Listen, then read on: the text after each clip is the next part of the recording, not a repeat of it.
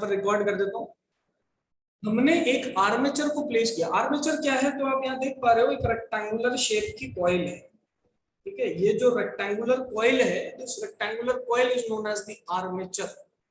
ठीक है, इस आर्मेचर को अपन कहाँ करते हैं, क्या करते हैं, प्लेस करते हैं किसके बीच में, इन मैग्नेटिक फील्ड। तो यहाँ पर ये रही नॉर्थ से साउथ जाती हुई मैग्नेटिक फील्ड। ठीक है, एंड इस मैग्नेटिक फील्ड में हमने अपने आर्मेचर को क्या किया है, प्लेस किया। ठीक है सर, मैग्नेटिक फील्ड में हमने आर्मेचर को प्लेस कर दिया, कोई दिक्कत वाली बात नहीं। अब जब ये आर्मेचर रोटेट करेगा, अब जब ये आर्मेचर क्या करेगा, रोटेट करेगा, तो इसके अंदर ध्यान से देखिए, शुरुआत में ये आर्मेचर ऐसे पैरेलली पड़ा है, पैरेलली पड़ा है, तो करंट इस जो भी मैग्नेटिक फील्ड है वो इसके ऊपर या नीचे से ऐसे निकल जाती है। ठीक है, एज द आर्मेचर रोटेट्स, तो मैग्नेटिक फील्ड अब इस आर्मेचर को कट करते हुए निकलेगी आगे। मैग्नेटिक फील्ड इस आर्मेचर को कट करते हुए निकलेगी। अरे यार, मैग्नेटिक फील्ड अगर इस आर्मेचर को कट करते हुए निकले, तो आप ये देखिए ना, फ्लक्स क्या हो गया, पहले 0 था, फिर बढ़ गया, मैक्सिमम हो गया, फिर वापस डिक्रीज, मिनिमम हो गया, फिर वापस इंक्रीज, उल्टी डायरेक्शन, फिर उल्टी डायरेक्शन, वापस decrease, and so on so fourth चलता रहता है, and so on so fourth चलता रहता है। आपका लॉजिक क्या होना चाहिए यहाँ पर, कि सर जब जनरेटर को अपन है ना रोटेट करवाते हैं ना, तो उससे फ्लक्स में चेंज आता है। और फैराडे हमें एक ही चीज कहता है, फैराडे हमें एक ही चीज कहता है कि अगर मैग्नेटिक फ्लक्स में चेंज आएगा, अगर मैग्नेटिक फ्लक्स में चेंज आएगा तो वहां पर ईएमएफ बनेगा। अगर मैग्नेटिक फ्लक्स में चेंज आता है तो ईएमएफ बनता है। कितना ईएमएफ बनता है, तो उसका फॉर्मूला अपन निकालना जानते हैं, minus N D phi by D T, rate of change of magnetic flux is equal to the EMF, rate of change of magnetic flux is equal to the EMF of the coil। अब magnetic flux का formula क्या होता है, B dot A, magnetic field dot area vector, magnetic field dot area vector, B dot A, dot product करिए तो B A cos theta आ जाएगा, dot product करेंगे तो क्या आ जाएगा, B A cos theta. Theta can be written as omega T, you can see in the diagram, theta can be written as omega T. हमने उठा के थीटा को यहां पर प्लेस किया, जब प्लेस करते हैं differentiation of cos theta will become sin omega T, and आगे क्या आ जाएगा, NBA ओमेगा। बेटा बहुत मजेदार बात है, बहुत मजेदार बात यह है कि जब यहां पर हमने ईएमएफ देखा कितना डेवलप हो रहा है, तो वो ईएमएफ डेवलप होता है as a sinusoidal function, as a sinusoidal function. That means EMF पहले इंक्रीज होगा, मैक्सिमम वैल्यू पहुंचेगा, फिर डिक्रीज होगा, फिर मिनिमम वैल्यू 0, फिर वापस नीचे, फिर मिनिमम वैल्यू, फिर maximum value, and so on. इस तरीके से एक साइन के ग्राफ की तरह हमारा ईएमएफ भी यहाँ पर वेरी करता है। अब क्योंकि साइनोसॉइडल कर्व जो होता है वो आपको नीचे दिख रहा है, कुछ इस तरीके का होता है। क्या दिख रहा है, एक बार करंट पॉजिटिव, एक बार करंट नेगेटिव, एक बार करंट पॉजिटिव, फिर एक बार current negative, and so on so forth चल रहा है। करंट यहाँ पर किस नेचर का है, तो करंट इज वेरिएबल नेचर। कैसे नेचर का है, वेरिएबल नेचर का। करंट किस नेचर का है यहाँ पर, अरे बेटा वेरिएबल नेचर का है। तो क्लियर हो गई ना बात, यहाँ पर हमको बात तो यहाँ से क्लियर हो गई, current is of variable nature, कोई दिक्कत वाली बात यहाँ पर है ही नहीं। बताइए सबको यहाँ तक बात क्लियर हुई कि नहीं हुई, यस और नो बताइए। ये अपन कल पढ़ चुके हैं, आज तो अपन इससे आगे देखेंगे। Attendance link I have send, मैंने अटेंडेंस लिंक भेज दिया है। कहां भेजा है, अटेंडेंस लिंक को भेज दिया गया है चैट सेक्शन में, दोबारा भेज दिया है। आप उस लिंक पे जाइए, अटेंडेंस लगाइए, और अपने सारे दोस्तों को भी भेजिए, सब अटेंडेंस लगाएं। ठीक है, कोशिश ये रहेगी कि 1 तारीख से हमारे स्कूल खुल रहे हैं, तो ऑल्टरनेटिंग करंट चैप्टर मैं वहीं पे शुरू करूं। अब देखते हैं क्या गाइडलाइंस आती हैं सरकार की तरफ से। अगर सरकार कहती है 1 तारीख से स्कूल खोल दो, तो 1 तारीख से हम लोग ऑल्टरनेटिंग करंट जो है उसको पढ़ेंगे ढंग से।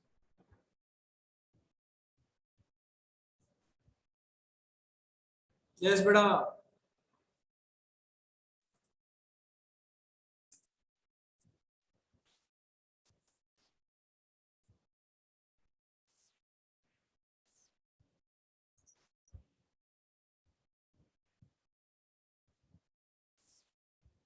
चलिए, तो ये तो बात हो गई हमारी किसकी, एसी जनरेटर की।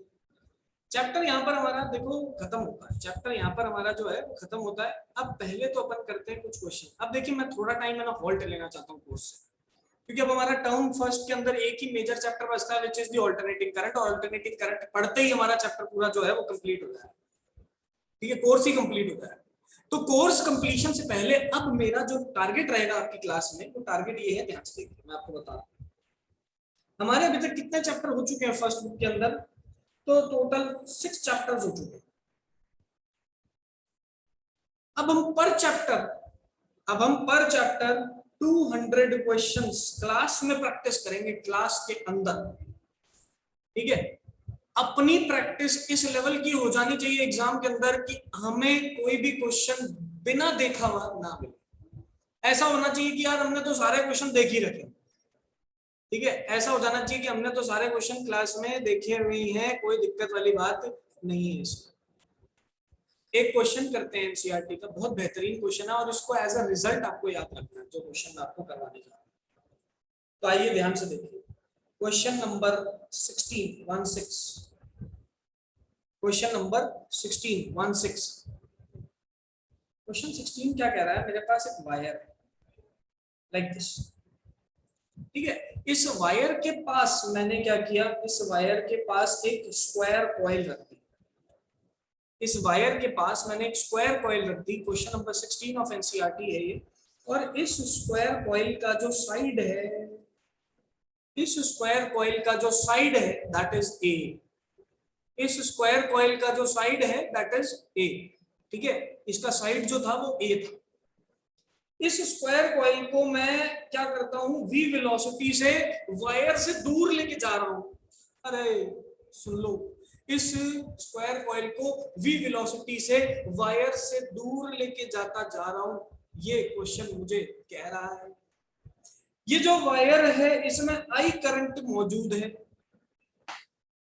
ध्यान से समझिए और देखने की कोशिश करिए, और मैं आपसे आंसर पूछूंगा भी यहाँ पर। मैं डेरिवेशन नहीं पूछूंगा, मैं आपसे तो यहाँ पर ये पूछूंगा कि हो क्या रहा है। जब मैं इस वायर के पास जो स्क्वायर कॉइल है उस स्क्वायर कॉइल को दूर लेके जाता जाऊंगा, तो इस स्क्वायर कॉइल के थ्रू फ्लक्स की वैल्यू बढ़ेगी कि कम होगी, कौन बता सकता है क्लास में, हैंड रेज करके बताओ।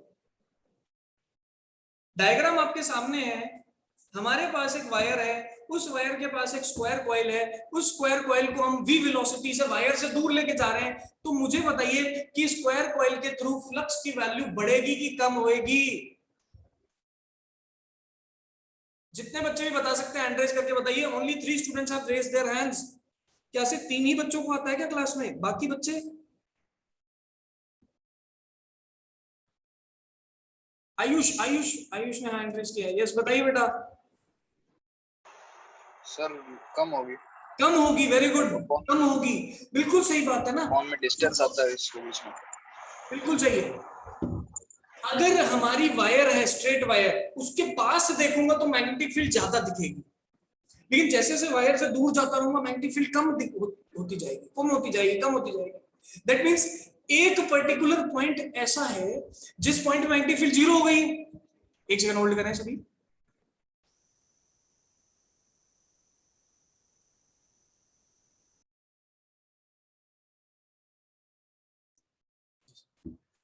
तो हमने क्या देखा, स्ट्रेट वायर के पास कॉइल रखी है, उस कॉइल को हम दूर लेके जाते जा रहे हैं।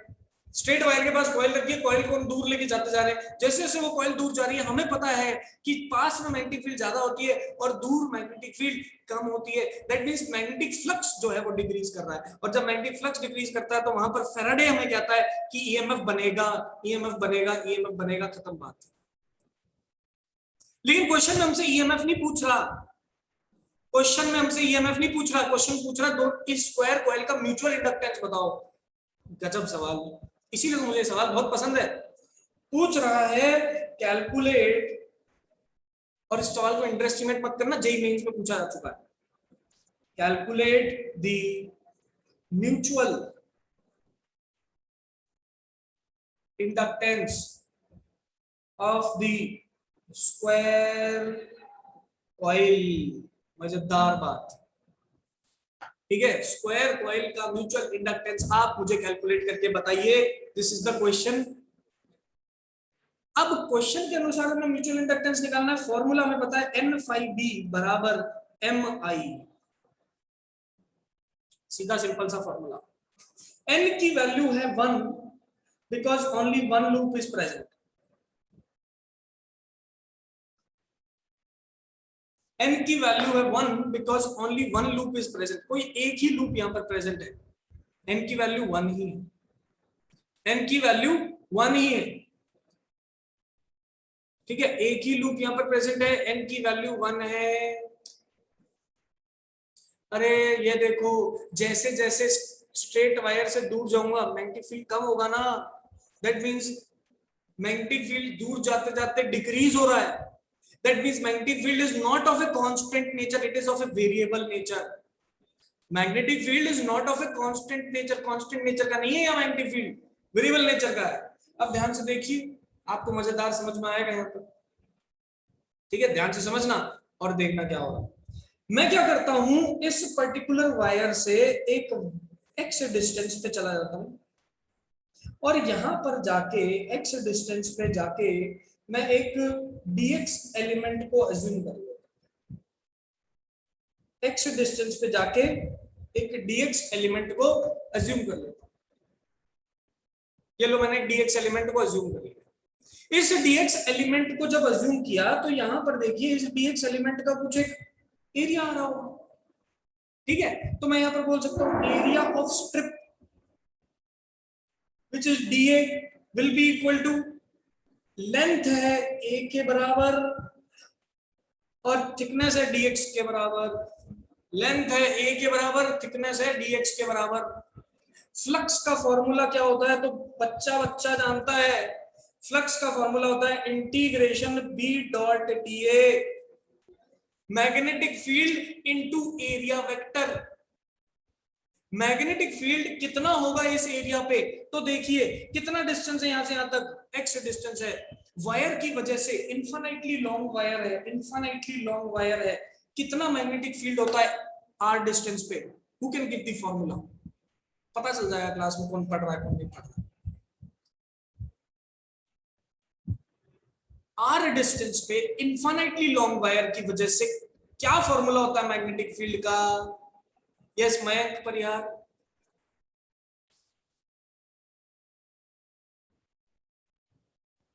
मयंक बेटा बताओ। Mu naught I upon 2 pi R. Very good, mu naught I upon 2 pi R, लेकिन यहां पर r की जगह हम लेंगे x, so this becomes mu naught I upon में 2 पाई x, और एरिया क्या हो जाएगा a dx, और इसका क्या कर देंगे इंटीग्रेशन। अब आप बोलोगे सर इंटीग्रेशन तो करेंगे, कहां से कहां तक करेंगे, देखिए लूप कहां से कहां तक है, रेड कलर से दिखा रहा हूं, लूप है शुरुआत में, देखो कितना डिस्टेंस दूरी पे, तो क्वेश्चन में शुरुआत में दे रखा है x डिस्टेंस की दूरी पे लूप है, और कहां तक लूप है, तो लूप गया है x प्लस a डिस्टेंस तक, तो x से x प्लस a तक हम इसको इंटीग्रेट कर देंगे। कांस्टेंट वैल्यूज को बाहर ले आओ, वेरिएबल को अंदर रहने दो, तो magnetic flux will be equal to mu naught I A upon 2 pi integration dx upon x, x से x प्लस a तक इंटीग्रेट करेंगे, ये बनेगा mu naught I A by 2 pi, 1 upon x का इंटीग्रेशन होता है natural log of x and the limit will be from x to x plus a। Upper limit put करेंगे, lower limit put करेंगे, मेरे पास flux का formula बनेगा phi-b is equal to mu naught I A by 2 pi, ये बनेगा ln x plus a minus ln x, ठीक है, log m minus log n is equal to log m upon n। So यहां से flux का formula मेरे पास बन गया mu naught I A upon 2 pi log base में e नेचुरल लॉग, ऊपर बचेगा x plus a divided by x, and this is the formula for flux. ये फॉर्मूला किसका आया बेटा, फ्लक्स का आया। क्या हमने फ्लक्स पूछा था क्या, नहीं। क्या हमसे फ्लक्स पूछा गया था, नहीं पूछा गया था। तो सर हमसे पूछा क्या था म्यूचुअल इंडक्टेंस, तो म्यूचुअल इंडक्टेंस का फॉर्मूला क्या होता है, n phi b बराबर mi, m का मतलब हो गया n phi b by I, n तो 1 है, phi b निकाल लिया mu naught I a upon 2 pi ln x plus a upon x, और इसी को डिवाइड कर दीजिए I से, तो I से I cancel and the formula for mutual inductance becomes mu not a upon में 2 pi ln x plus a divided by x, and this is the formula for mutual inductance. This is the formula for mutual inductance. बहुत ही भारी भरकम सा सवाल है बेटा, बहुत ही भारी भरकम सा सवाल है, लेकिन जितना भारी भरकम दिखता है उतना ही आसान सवाल है। ये एग्जैक्ट सेम क्वेश्चन मेंस में पूछा जा चुका है, एक बार न्यूमेरिकल फॉर्म में, एक बार डायरेक्टली फॉर्मूला पूछ लिया गया था। दोबारा से सुन लो क्या बोलना चाह रहा हूं मैं, दोबारा से समझ लो। क्वेश्चन के अंदर एक स्ट्रेट वायर दे रखी है, उस स्ट्रेट वायर से x डिस्टेंस की दूरी पे मेरे को, उस स्ट्रेट वायर से x डिस्टेंस की दूरी पे मेरे को क्या दे रखा है, यहाँ पर एक स्क्वायर कॉइल। अब बोल रहा है कि स्क्वायर कॉइल को v वेलोसिटी से दूर ले जाया जा रहा है, तो आप बताइए म्यूचुअल इंडक्टेंस का क्या फॉर्मूला बनेगा। म्यूचुअल इंडक्टेंस निकालने के लिए हमारे पास फॉर्मूला होता है n phi बराबर mi, तो फॉर्मूला इज n phi बराबर mi, phi is the flux, we have to calculate the flux, बाकी तो करंट से डिवाइड करते ही आंसर आ जाएगा। तो phi को कैसे निकालेंगे, तो integration b dot d, phi को कैसे निकालेंगे, तो इंटीग्रेशन b डॉट da से निकाल लेंगे, ठीक है। phi can be calculated by integration b dot da, कोई दिक्कत वाली बात ही नहीं है, ठीक है। b क्या है, मैग्नेटिक फील्ड, अपने आप में वेरिएबल, अपने आप में वेरिएबल, क्यों, क्योंकि पास में ज्यादा थी, दूर कम थी, तो हमने क्या किया, x डिस्टेंस की दूरी पे dx एलिमेंट की थिकनेस का एक स्ट्रिप मान लिया, x डिस्टेंस पे dx एलिमेंट, dx थिकनेस का स्ट्रिप मान लिया, उस स्ट्रिप का पहले एरिया निकाल लिया adx, फिर उस स्ट्रिप को अपन ने मैग्नेटिक फील्ड से मल्टीप्लाई कर दिया, और मैग्नेटिक फील्ड से मल्टीप्लाई करने के बाद फ्लक्स के लिए इंटीग्रेट कर दिया x से x प्लस a के लिए, इंटीग्रेट करते हैं, फ्लक्स का फॉर्मूला बनता है, और फिर उसे म्यूचुअल इंडक्टेंस वाले फॉर्मूले में पुट कर देते हैं, तो म्यूचुअल इंडक्टेंस का फॉर्मूला अपन को कैलकुलेट हो जाता है। बताइए किसी को कोई भी दिक्कत है कि नहीं है इस क्वेश्चन के regarding, tell me if there is any problem regarding this question. Yes, 12th class,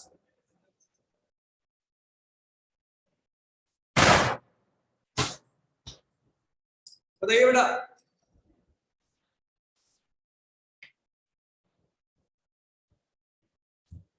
क्या सबको क्लियर हो चुका है,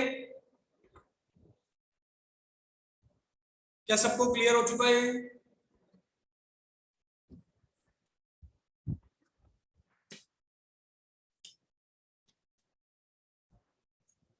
बहुत बेहतरीन, बहुत बेहतरीन, बहुत बढ़िया।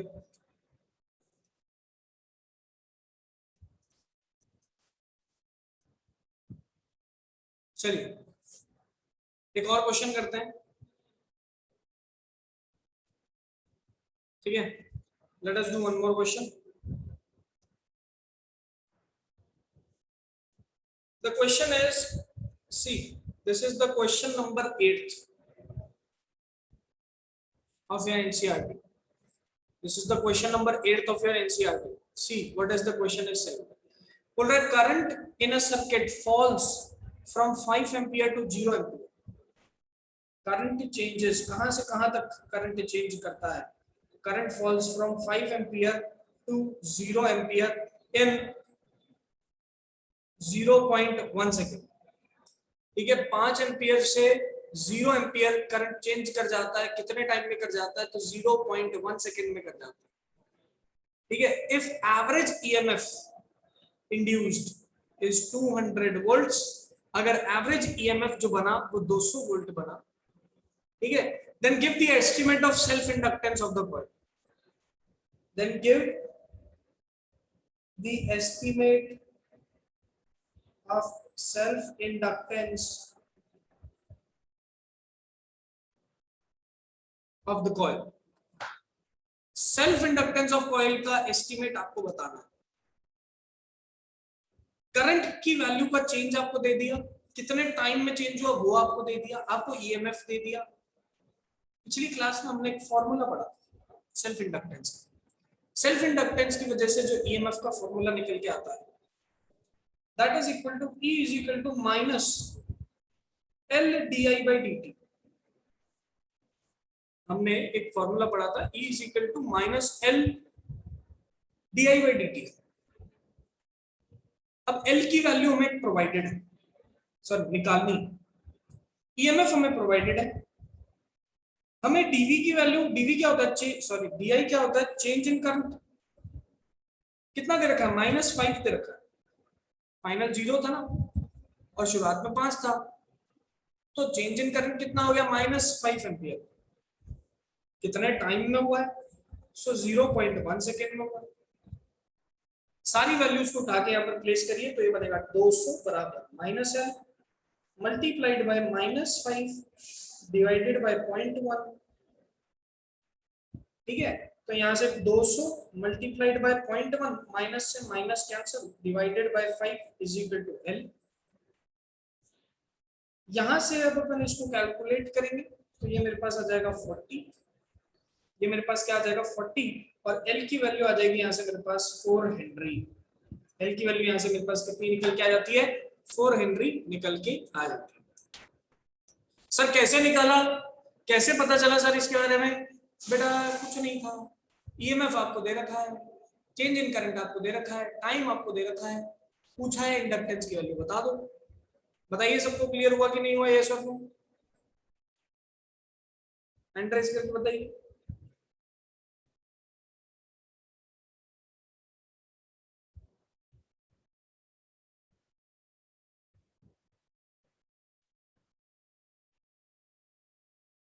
Yes everyone,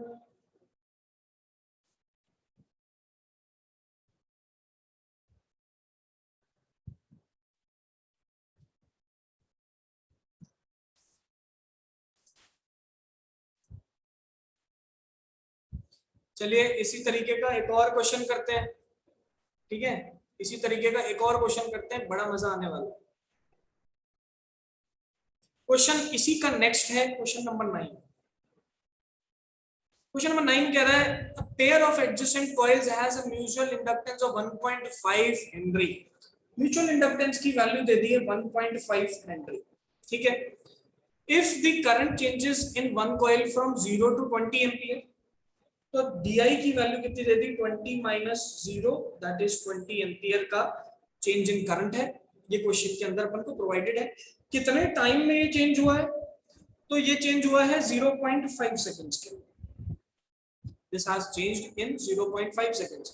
So question number 9 is saying that there are two coils. एक coil अपने अंदर करंट को चेंज करती है, कहां से कहां तक चेंज करती है, तो 0 से 20 एम्पियर तक अपने अंदर coil करंट को चेंज कर देती है।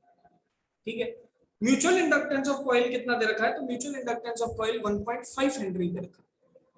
कितने टाइम में ये करंट चेंज होता है, तो 0.5 सेकंड्स के टाइम में ये करंट चेंज हो जाता है। हमसे पूछा जा रहा है what is the change of flux, what is the change of flux linkage with each other. ठीक है, d5 की वैल्यू हमसे पूछी जा रही है, d5 की वैल्यू हमसे पूछी जा रही है। अब ये d5 की वैल्यू कैसे निकालेंगे, हम जानते हैं ईएमएफ के दो फॉर्मूले होते हैं। क्या दो फॉर्मूले होते हैं, ध्यान से देखिए, EMF is equal to -N-d∅b/dt, या फिर हमारे पास ईएमएफ का फॉर्मूला होता है -M-di/dt, या तो होता है -N-d∅dt, यहाँ पर होता है -M-di/dt। ये dt cancel. Number of turns के बारे में कोई आइडिया दे रखा है क्या, नहीं दे रखा, तो काट दो। क्या बचा, नेगेटिव नेगेटिव भी कैंसिल, तो d5 बराबर M-di, d5 बराबर M-di। M का फॉर्मूला कितना, तो 1.5, चेंज इन करंट कितना, तो 20, पुट करा और आंसर यहां से कैलकुलेट हो जाएगा 30 वेबर। पुट किया और यहां से आंसर को कैलकुलेट कर लिया विच इज 30 वेबर, 30 वेबर यहां से आंसर कैलकुलेट हो जाता है तुरंत। ठीक है, कोई भी घबराने वाली बात इसमें नहीं है। बताइए सबको ये बात क्लियर है कि नहीं है?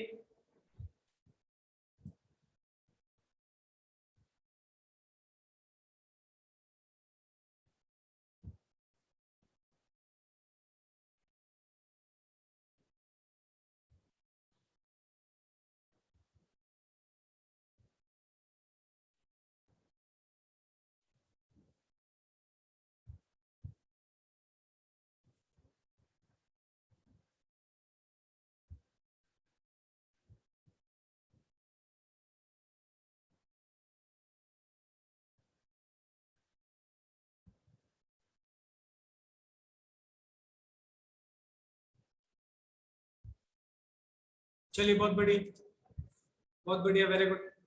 Let us do one more question, let us do one more question on it. एक और क्वेश्चन इसी पे करते हैं। ध्यान से देखिए, आप लोग सभी जानते हैं। Question number 7, question number 7 of your NCERT बोल रहा horizontal straight wire of 10 metre long extended from east to west. Horizontal straight wire है, ठीक है, ईस्ट टू वेस्ट डायरेक्शन के अंदर है। लेंथ इसकी कितनी है? 10 मीटर लॉन्ग, ठीक है। इसको हमने मूव करवाया, इसको फॉल करवाया कितनी वेलोसिटी से? तो 5 मीटर पर सेकेंड की वेलोसिटी से, ठीक है। इसके परपेंडिकुलर एक मैग्नेटिक फील्ड भी मौजूद है जिसकी वैल्यू दे रखी है 0.30 10⁻⁻⁴ weber per metre square. Magnetic field आपको प्रोवाइडेड है, वेलोसिटी आपको प्रोवाइडेड है, लेंथ आपको प्रोवाइडेड है। आपसे पूछ रहा है EMF induced in the wire बताओ। अरे ये क्या मोशनल ईएमएफ का सवाल नहीं हो गया? देखो लेंथ दे रखी है, क्या इसने वेलोसिटी दे रखी है? दे रखी है। क्या इसने मैग्नेटिक फील्ड दे रखी है? बिल्कुल दे रखी है। तो जब भी मोशन की वजह से वायर के अंदर ईएमएफ बने तो वो मोशनल ईएमएफ हो जाता है। और फॉर्मूला क्या होता है? BLV. The formula will be BLV. B कितना? 0.30 10⁻⁻⁴, L कितना? 10, V कितना? 5। पुट करिए, आंसर कैलकुलेट करिए,